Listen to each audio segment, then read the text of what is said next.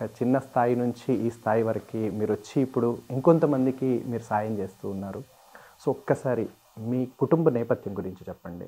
నాది ఒరిజినల్గా నిజామాబాద్ డిస్టిక్లో ఆరుమూరు దగ్గర ఒక చిన్న గ్రామం మచ్చర్ల. అక్కడ పుట్టాను. అక్కడ 7వ తరగతి వరకు చదివాను. మేము ఇంట్లో 6 పిల్లలం. మా అమ్మ నాన్నకు 3 అబ్బాయిలు 3 అమ్మాయిలు. దాంట్లో ఒక అన్నయ్య 1991లో చనిపోయాడు. ఆయన చనిపోయినప్పుడు about 27-28 years old. That was a tragedy. Otherwise joint family, అందరము కలిసే ఉంటాము. అండ్ ఇప్పుడు ఇక ఈ 5 తర్వాత చనిపోయిన ఆయనకు కూడా 3 పిల్లలు. సో మా పిల్లలు, ఈ అందరి పిల్లలు కలిసి చాలా పెద్ద ఫ్యామిలీ మాది. కానీ ఇద్దరే అబ్బాయిలు చదువుకున్నారని తెలిసింది. ఎట్లా, ఎందుకు? ఏంటంటే ఇప్పుడు ఎవరైతే చనిపోయిండో ఆయన డిగ్రీ చేశాడు. ఆ రోజుల్లో డిగ్రీ చేయడం అంటే చాలా అరుదు. అట్లా ఒక మండలంకి ఒక్కొళ్ళు, తాలూకాకు ఒక్కొళ్ళు ఉండేవాళ్ళు, చదువుకునేవాళ్ళు చాలా తక్కువ మంది ఉండేవాళ్ళు.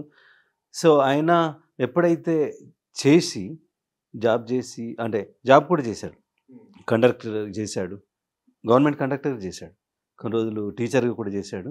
ఈ లెఫ్ట్ ఉద్యమాలకు అట్రాక్ట్ అయ్యాడు. ఈ సోషలిస్టు డెమోక్రటిక్ ఉద్యమాలకు అట్రాక్ట్ అయ్యి కొంత డిస్ట్రాక్ట్ అయిపోయేసరికి మా నాన్న ఏం చేసిండంటే నా మీద ఫోకస్ చేశాడు. సరే, ఈవెన్ ఆయన కూడా అరే నేను మా ఫాదర్ని డిసప్పాయింట్ చేశానని చెప్పి నన్ను చాలా కంట్రోల్ చేశాడు ఎడ్యుకేషన్లో. ఆయనకు క్రెడిట్, మా ఫాదర్ తర్వాత మా మదర్ తర్వాత ఎక్కువ ఆయనకు క్రెడిట్ వస్తుంది. సో అయితే మిగతా వాళ్ళని ఎందుకు చదివించలే, ఇంకో అబ్బాయిని ఆయన 5వ తరగతికి మానేసి, ఆయన కూడా చాలా ఇంటెలిజెంట్. ఆ రోజుల్లో ఆయనకు సర్వేల్ స్కూల్లో అడ్మిషన్ వచ్చింది, పంపలేదు. అండ్ 3 ఆడపిల్లలను కూడా చదివించలే, ఎందుకంటే కుటుంబాన్ని నడపాలి. చాలా ఒక 3 గుంటల భూమి తో కుటుంబాన్ని నడపలేక ఆ రోజుల్లో ఇంకా ఆల్సో మన కల్చర్ ఆడపిల్లల్ని ఎక్కువ చదివించేది కాదు. అంటే ఇప్పుడు మీ విద్యాభ్యాసం, ఇప్పుడు మీరిద్దరు చదువుకున్నారు, అందులో మీకు సంబంధించి మీ విద్యాభ్యాసం ఎక్కడ స్టార్ట్ అయింది, ఎట్లా కొనసాగింది? మా ఊళ్ళోనే మచ్చర్లలోనే 7వ తరగతి వరకు ఉండేది. 7వ తరగతి వరకు అయిన తర్వాత ఈ ఆంధ్రప్రదేశ్ గురుకుల పాఠశాల అని ఉంటుంది. దాంట్లో ఎంట్రన్స్ ఎగ్జామ్ ఉంటుంది, డిస్ట్రిక్ట్ లెవెల్ ఎంట్రన్స్. ఆ డిస్ట్రిక్ట్ లెవెల్ ఎంట్రన్స్లో కూడా 36 మండలాలు ఉండేది. ఒక్కొక్క మండలానికి ఒక్కొక్కళ్ళని తీసుకుంటారు. ఓకే, నేను సెలెక్ట్ అయ్యాను. దాంట్లో సెలెక్ట్ అయ్యి అప్పుడు శ్రీరామ్ సాగర్, పోచంపాడు అని కూడా పిలుస్తారు, అక్కడ 8, 9, 10వ తరగతి అక్కడ చదివాను. అక్కడ చదివిన తర్వాత అక్కడి నుంచి మళ్ళీ APRJC, Andhra Pradesh residential junior college Chintapalli అని విశాఖపట్నం డిస్ట్రిక్ట్స్లో, అక్కడ 11, 12 చదివాను. అంటే ఇంకొకటి, ఇప్పుడు మీరు 7th వరకు చదువుతున్నారు, అక్కడ చదువుకున్నారన్నారు కదా, అంటే అసలు ఈ ఎంట్రన్స్ ఎగ్జామ్ రాయాలి గురుకులకి అని చెప్పి ఎవరు సలహా ఇచ్చారు? ఆ స్కూల్లోకి 5లో వెళ్ళొచ్చు, 8లో వెళ్ళొచ్చు. నాకు మాకు ఒక హెడ్ మాస్టర్ ఉండేది, పాపం ఆయన మీద నింద మోపద్దు, కానీ వాళ్ళ బిడ్డని రాపిచ్చాడు, నన్ను రాపియలేడు. అప్పుడు రాపిస్తే నేను 5th క్లాస్లో వెళ్తుంటే ఇంకొక టీచర్, వేరే టీచర్ చాలా ఛాలెంజ్గా తీసుకున్నాడు. అరే వీడు చాలా ఎలిజిబుల్, క్వాలిఫైడ్, వీడు మిస్ అయ్యాడు, బట్ 8లో మాత్రం మిస్ కావద్దని చెప్పి దగ్గర ఉండి రాపిచ్చాడు.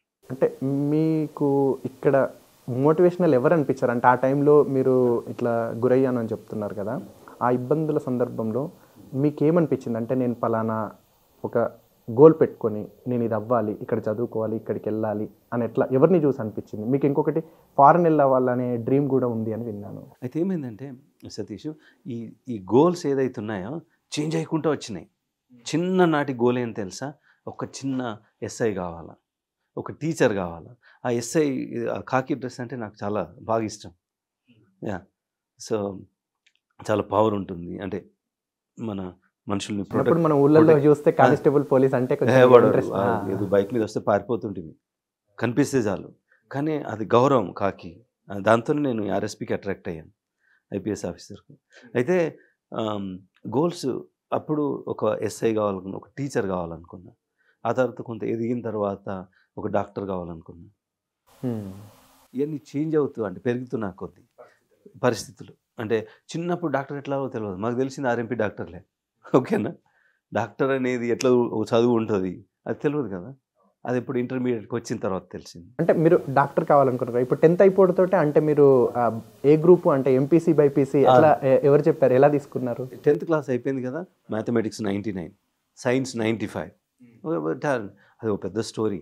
ఆ స్కూల్లోకి ఎంటర్ కాగానే 72, ఏ సెక్షన్ బి సెక్షన్ 72 కదా, నా ర్యాంక్ ఎప్పుడో 69 68 ఉండేది చివరికి. ఆ స్కూల్ 10th అయ్యేసరికి నేను సెకండ్ ప్లేస్లో వచ్చాను. హ్యూజ్, చాలా హార్డ్ వర్క్ చేశాను, చాలా టీచర్స్ మంచి ఇన్స్పిరేషను. అయితే ఆ నెక్స్ట్ ఎంట్రన్స్ ఉంటుంది కదా ఇంటర్మీడియట్, అదొక అప్లికేషన్ ఉంటుంది. ఈ శర్మ సార్ ఉన్నాడు కదా మా సారు, ఆయన ఒక కోచింగ్ నడిపేవాడు. అరే నీకు ఫ్రీ అని చెప్పాడు, నీకు ఫ్రీ, నువ్వు వచ్చేసి ఫ్రీగా చెప్పి ఎంట్రన్స్ అంటే ఆ ప్రిపరేషన్. అయితే అప్లికేషన్ ఫామ్ ఫిలప్ చేసి నేను పోస్ట్ బాక్స్ వెళ్ళడానికి వెళ్తున్నా. ఈ అన్నున్నాడు చూడు, చదువుకున్న ఆల్వేస్ నా మీద ఒక కన్నేసి ఉంచేవాడు, వీడు చదవాలా, వీడు బాగుపడాలా, నేను ఇట్లా అయిపోయాను కాబట్టి మా ఫాదర్కి వీడు ఒక గిఫ్ట్ అన్నట్లు ఆయన భారం నా మీద వేశాడు. ఆ అప్లికేషన్ ఫామ్ ఓపెన్ చేశాడు. చేసిన తర్వాత బైపీసీ అని ఉంటే కొట్టేశాడు, తిట్టిండు. అరే ఎక్కడికి వెళ్ళి తెస్తావురా పైసలు, నువ్వు హాస్పిటల్ పెట్టుకోవాలా, ప్రాక్టీస్ చేయాలా, అసలే మనం పేదోళ్ళము అని చెప్పి ఎంపీసీ పెట్టి అప్పట్లో కొంచెం కాస్ట్లీ ఆ రోజు అట్లీస్ట్ ఇప్పట్లాగా సూపర్ స్పెషల్ ఉంటే వెళ్ళి పని చేస్తుంటుంది. అక్కడ ఏంటంటే అది government job or you're on the road. So అక్కడ తలరాత మార్చేశాడు ఆయన. ఓకే, అంటే ఎంపీసీకి వెళ్ళిపోయారు ఇంటర్మీడియట్లో. నాకు ఎంత ఇష్టం తెలుసా సైన్స్. ఐ థింక్ నేను మంచి డాక్టర్ని అవుతుంటే. అక్క వాళ్ళని కూలికి పంపించేది, ఉన్నది 3 గుంటల భూమి, నాన్న పేదరికం వల్ల ఇట్లా ఉన్నారు, మొత్తం గవర్నమెంట్లలో చదువుకుంటే వెళ్ళారు. అంటే మీరు పడ్డ స్ట్రగుల్ ఏంటి అసలు? ఇప్పుడు పెళ్ళిళ్ళు అవుతాయి కదా, ఈ క్యాస్ట్ స్ట్రక్చర్ ఉంటుంది కదా, ఎక్కువ కులం వాళ్ళు తినడానికి పిలిచేది, వాళ్ళు ఎక్కడ కూర్చోబెట్టేది తెలుసా, బర్ల పక్కన కూర్చోబెట్టేది. పోకుంటే మా నాన్న బాధపడేవాడు, ఎందుకంటే వాళ్ళ నాన్న ఫ్రెండ్స్ ఉంటారు, నాన్న కళ్ళు బిజినెస్ కదా, అందరూ ఆయనను బాగా చూస్తారు. వాళ్ళు పిలిచి ఆడ ఇట్లా పైనుంచి అన్నం వేసేది, కొన్నిసార్లు ఇస్తారాకులో నుంచి కింద పడిపోయేది. అవన్నీ ఈ డిస్క్రిమినేషన్ కానీ, తర్వాత ఈ ఏదైతే కష్టాలు, వీటిని నేను గోల్స్గా మార్చుకున్నాను. అప్పుడు నాకు అంబేద్కర్ కూడా తెలియదు. నేను ఇంజనీరింగ్ ఫైనల్ ఇయర్ ఉన్నప్పుడు నాకు 2 ఆప్షన్స్ ఉండే. ఒకటి రష్యా, అగైన్ ఎంబీబీఎస్. వాళ్ళ దగ్గర ఒక ఆప్షన్ ఉంది, యుఎస్లో ఈ వెస్ట్రన్ కంట్రీస్లో నీ అండర్ గ్రాడ్తో సంబంధం లేకుండా నువ్వు మెడిసిన్ చేయొచ్చు తెలుసా, యుఎస్లో చేయొచ్చు. నా ఫ్రెండ్ ఒక్కడు కంప్యూటర్ సైన్స్ ఇంజనీరింగ్ చేసి కార్డియాలజిస్ట్ అయ్యాడు, మళ్ళీ చదివాడు. సో నాకు 2 ఆప్షన్స్ ఉండే, ఒకటి రష్యా అండ్ యుఎస్. సో రష్యాదేమో ఎక్స్చేంజ్ ప్రోగ్రామ్, గవర్నమెంట్ ప్రోగ్రాము, దానికి కూడా డబ్బులు కావాలా. యుఎస్ ప్రోగ్రామ్కు నేను టోఫెల్ రాశాను, జిఆర్ఈ రాశాను. నేను మా అమ్మ నాన్నకి చెప్పలేదు, చెప్తే వాళ్ళు పంపరాను.